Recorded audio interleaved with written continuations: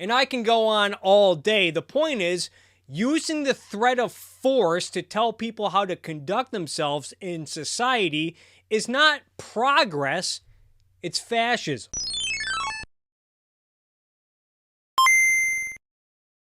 Let's talk again about economic fascists, formerly known as progressives. Because recently, the state of California, which has been run by progressive Democrats for beyond a decade at this point, they recently passed a bill. This is according to the Wall Street Journal. California fast food wages would be set by government under a bill passed by state legislature. This was written by Heather Haddon on August 30th, saying California's legislature passed a bill on Monday to create a government panel that would set wages for an estimated 500,000 fast food workers in the state, a first in the U.S. approach to workplace regulation that labor union backers hope will spread nationally.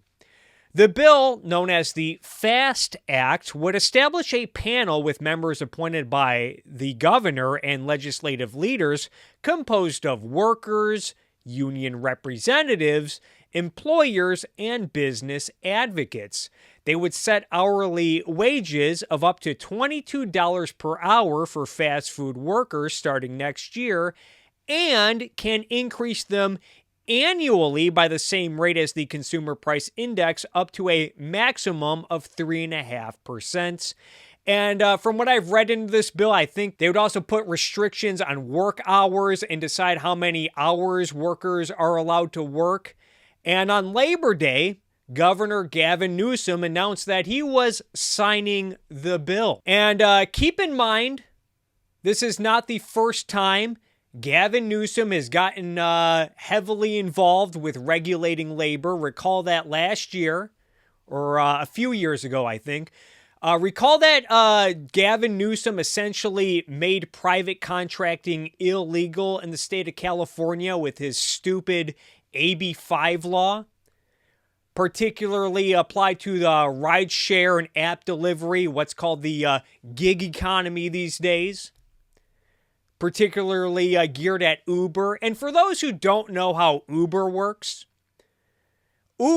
like this. Essentially, Uber, after you pass a vehicle inspection and a background check, Uber will allow you to log onto their app where they set fare rates in the area depending on supply and demand, and they will send you, the driver, ride requests from people who are looking to pay you money in exchange for getting them to their destination. And after you take someone to their destination, you get to keep a large portion of the fare. This is still a relatively new technology, new business. And also, if you're a driver, if you ever decide that the compensation that you're getting for driving is not up to your standards, it's not enough, maybe you find other work that's more reliable, better paying, more satisfactory, up to your satisfaction, you can simply decide to stop logging on to Uber. In other words, Uber is not forcing anyone to drive for them. And apparently, Gavin Newsom and the California Democrats, they thought this was a big problem that was in need of a fix. And also remember that this dumb AB 5 law turned out to be so unpopular that in 2020, California voters overwhelmingly voted for Proposition 22, which gave rideshare and delivery apps an exception to AB 5. It also came with other regulations and mandates as a compromise. Gavin Newsom is also a fan of imposing prevailing wage mandates and requirements for construction projects in California, which is one of the reasons why housing prices are through the fucking roof in this state. And likewise, this new FAST Act is expected to cause fast food prices to increase, could also put franchisees out of business, No big deal or anything. This is another article that was put up on the Wall Street Journal on September 2nd by the editorial board. It talks about one of these franchisees quoting, saying, even during this time of historic prices, we have resisted price increases on our customers because we know that they cannot afford it, says Jesse Lara, an El Pollo Loco franchisee in Southern California. And the fast food bill, if the fast food bill becomes law, small businesses like mine, and for those who don't know, a lot of these corporate fast food chains, a lot of them technically are small businesses owned by mom and pops, individual owners who pay dues to the overall corporation in exchange for their branding rights and all the goodies that come with it. If this fast food bill becomes law, small businesses like mine will face no choice but to raise prices to stay afloat or will be forced to shut our doors.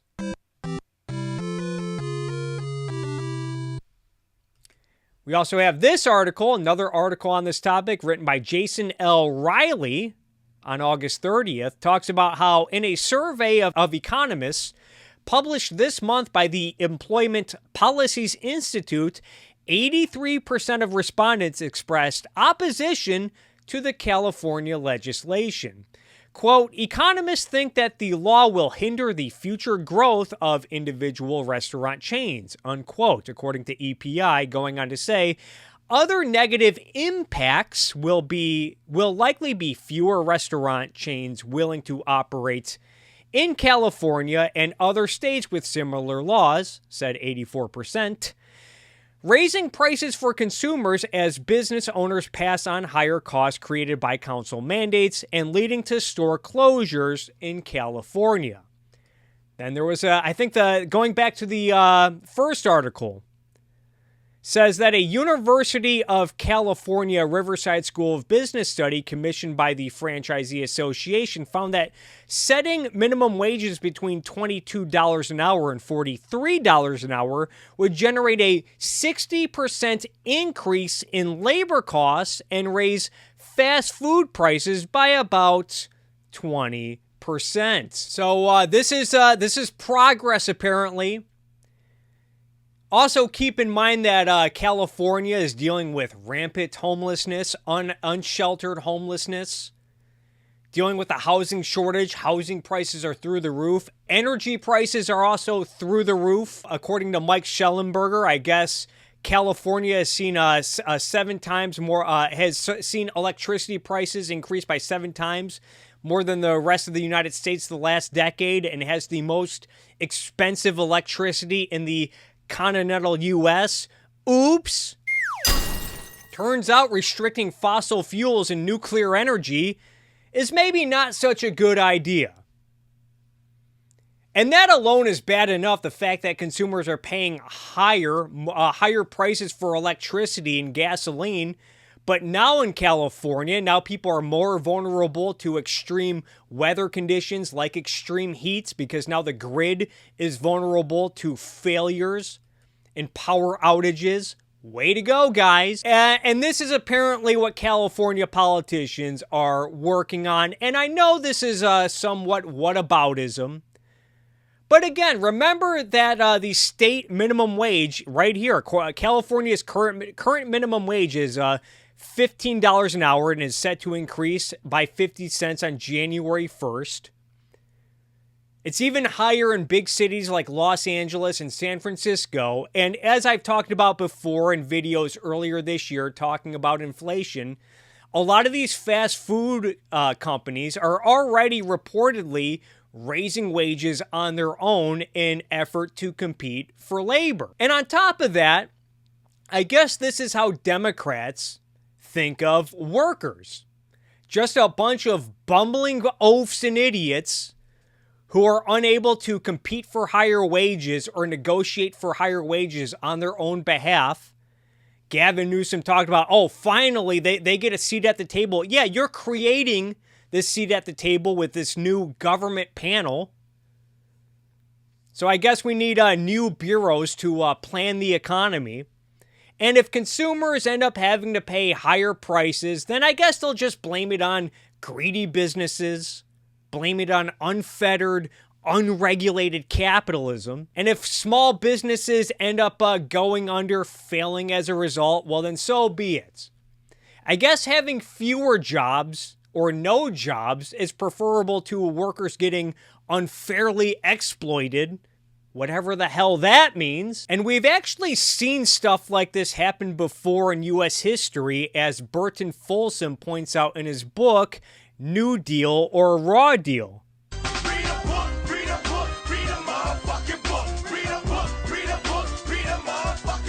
Folsom talks about the National Industrial Recovery Act, which ended up creating a government, a new federal agency at the time, the National Recovery Administration, where, kind of like this new FAST Act, brought government officials, unions, and businesses together to the table, as you can see here on Wikipedia. The goal of the administration was to eliminate cutthroat competition by bringing industry, labor, and government together to create codes of fair practices and set prices. It was eventually reversed by the Supreme Court. And Burton Folsom talks about how this resulted in consumer prices going up throughout America at the time before it got reversed by the Supreme Court. And he even talks about how some business leaders ended up having to go to jail for violating the code. Folsom talks about how in York, Pennsylvania, for example, Fred Perkins manufactured and sold storage batteries for factories and lighting equipment for farms. He had for 10 years built up a business in York, eventually hiring about 20 unskilled laborers, all of whom insisted that he was an excellent boss and had paid them fairly. However, the wage Perkins paid were lower than the 40 cents per hour demanded by the NRA Battery Code wage scale. Perkins operated on a small profit margin and could not pay the 40 cents per hour. Even paying lower wages, Perkins had to lay off almost half of his workers.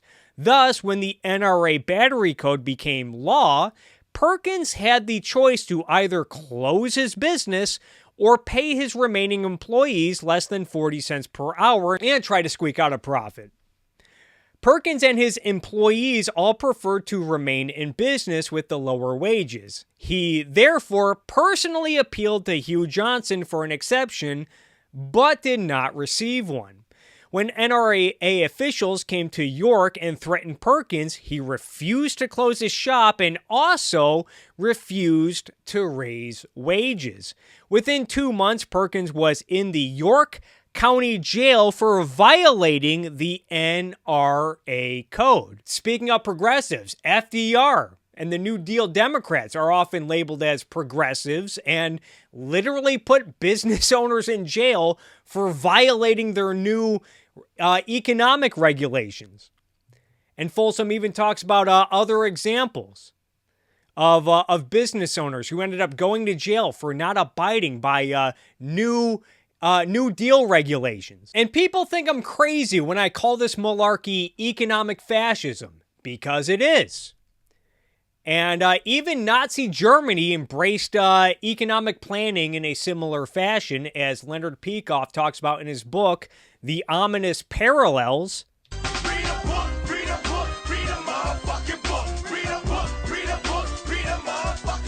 Through the agency of 3 new guilds, the Food Estate, the Estate of Trade and Industry, and the Labor Front, the government assumed control of every group of producers and consumers in the country. In accordance with the method of German socialism, the facade of a market economy was retained. All prices, wages, and interest rates, however, were fixed by the central authority.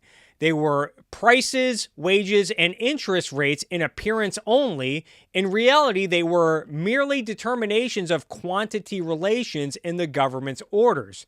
This is socialism in the outward guise of capitalism. the nation's businessmen retain the responsibility to produce and suffer the losses attendant on failure. The state determined the purpose and conditions of their production and reaped the benefits directly or indirectly. It expropriated all the profits. This time is past, explained one Nazi minister of economics, when the notion of economic self-seeking and unrestricted use of profits made can be allowed to dominate. The economic system must serve the nation. What a dumbass I was, cried Steel Baron Fritz Thyssen, an early Nazi supporter who fled the country. So as we can see, people go to jail for violating economic fascist policies, whether it be in the United States or in Nazi Germany. You know, when we think about economic fascists like Gavin Newsom, maybe we should picture him like this. This is what Gavin Newsom looks like when he sees a business not following his orders, abiding by his stupid regulations. This is how economic fascists think. When people in the business world do stuff that they don't like, they immediately think, oh my God, I gotta bring a gun into this conversation. This is goofy-ass Gavin Newsom when he sees someone trying to extract oil resources, fossil fuel resources, when he sees someone trying to buy a combustion engine vehicle or a gas-powered leaf blower or a plastic straw, or constructing a new apartment building or condominium building that would help bring prices down without first filing an environmental impact report and promising to pay prevailing wages. And some people might be wondering, why don't people think of fascism in terms of economics? And I think there are two major reasons for this. One is when people think of fascism, they immediately think of the most extreme forms, notably concentration camps and jackboots and secret police and political repression. They think about the state imposing its will on society, which is not inaccurate. But most people don't understand the underlying philosophical foundations of fascism, which is one of which is the rejection of the individual. Forget about the subordination of the individual. Of course, that's okay because the individual does not even exist in the eyes of fascists. In the eyes of fascists, people are merely organs of the state. People merely exist to serve society. People merely exist to serve the nation, so to speak. And if people are not serving society, if they're not doing their duty, or worse, if they are actively undermining society, then of course it's okay to punish them by sending them to jail, or sending them to a camp for hard labor, or sending them to a camp for re-education. And secondly, I think a lot of people just don't take economic freedom seriously. And that's probably because most people have bought into this ridiculous notion that trade is oftentimes exploitative or unfair. Maybe most people are not unwilling to go full-out radical Marxist labor theory of value nonsense. This notion that profit is theft. But more so they think, oh, if someone is working for a business below a rate that I think is ideal, then the worker is presumably being unfairly treated. Wouldn't it be nice if the worker made enough to afford a 2-bedroom apartment on his own? So people have a zero-sum view of trade in a large sense, but more broadly, people think that selfishness and self-interest and profit-seeking is all bad and evil. We've often heard people going as far to say that if a business does not pay a living wage, whatever the hell that means, then the business should not have the right to exist, implying that it's totally okay for the state to force this business to shut down this business by force, at which point, how much different are these people, these intellectuals who say this stuff? How different are they than the thugs who smashed up Jewish businesses in Germany during the 1930s? And if you're thinking this is a stretch, consider the irony of many of today's alleged anti-fascists calling themselves anti-fascists over the years, whose target of destruction is often what they consider to be a scapegoat for society's ills, corporate greed, greedy businesses. Whenever religious establishments, particularly minority religious establishments like mosques and synagogues, whenever they're treated in a similar manner, there's usually, rightfully so, widespread outrage and condemnation. Yet when it happens to, say, a Wendy's, an AutoZone, an Apple Store, or in some cases a mom and pop, small business, such destruction is met with excuses and apologetics. Well, it's okay. They have insurance. Blow it out your ass. Look, there's a lot of injustice in the world, and these rioters, they're just venting their frustration with the system. Oh, you absolutely suck! As if to say one person's feelings is more important than another person's private property rights. More broadly, that society is more important than individual rights and property rights. Which is why Gavin Newsom has restricted fossil fuels and fossil fuel-based products like the combustion vehicle and gas-powered leaf blowers. And now, the electricity grid in California cannot survive an increase in demand for energy to power air conditioners during a heat wave without the state coming out and demanding that everyone make more sacrifices. Oops. Meanwhile, Gavin Newsom is running ads in states like California, presenting himself as pro-freedom, when aside from maybe abortion, Gavin Newsom is completely anti-freedom, especially in the realm of economics. Not to mention the increasing obsession over race that we see from the left and many of today's progressives, including here in California, when the state tried to force corporations to have diverse boardrooms before it got reversed by the courts. And now we even have President jibber-jabbering Joe Biden channeling his inner nationalist with tweets like this.